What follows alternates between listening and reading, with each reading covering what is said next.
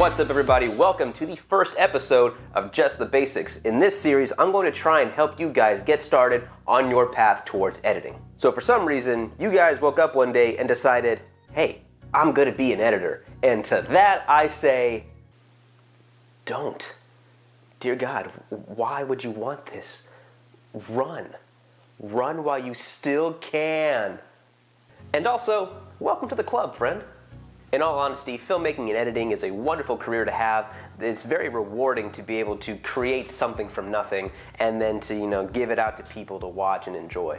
The way I describe filmmaking and editing to my friends as a career is it's like you're trying to put together the pieces of a puzzle whose pieces you created without knowing exactly what the picture was supposed to be at the end of it. So while it's super rewarding to, put all these things together onto the timeline and they end up coming out beautifully and it's an awesome surprise, there is work you gotta put into it. But it's also a career where you are constantly learning. This kind of hobby, career, job, what have you, is always evolving. So things are always changing, processes are always becoming more efficient, advanced, different in a multitude of ways. So you constantly have to readjust the way you look at things in order to keep up and create better content. And for some people, that can be pretty daunting, which is why I myself personally had to go to college and have somebody teach me how to do it. I couldn't watch YouTube tutorials and learn from there because that's just not how my brain works. But since then, I've learned the skills that I need to get a job in this career field. I've started my own YouTube channel, as you so clearly see because you are watching said YouTube channel. Which is why starting now in this series, I'm going to give you guys the bare minimum information you need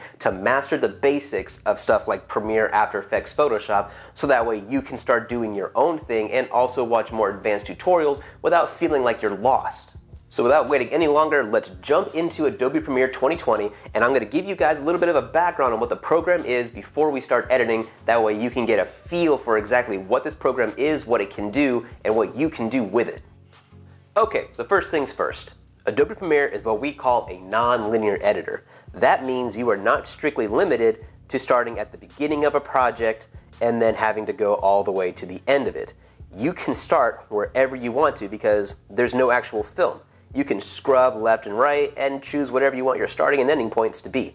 This harkens back to when movies were actually filmed on physical pieces of film, where you had to start at the beginning and work your way to the end. And if you had to make something like a cut on here, you had to physically cut the film, stitch it back together. It was a long and arduous process that we no longer have to deal with. Now let's talk about all the things you can and can't do inside of Premiere, which, for the record, you can do quite a lot with Premiere, but you can't do everything.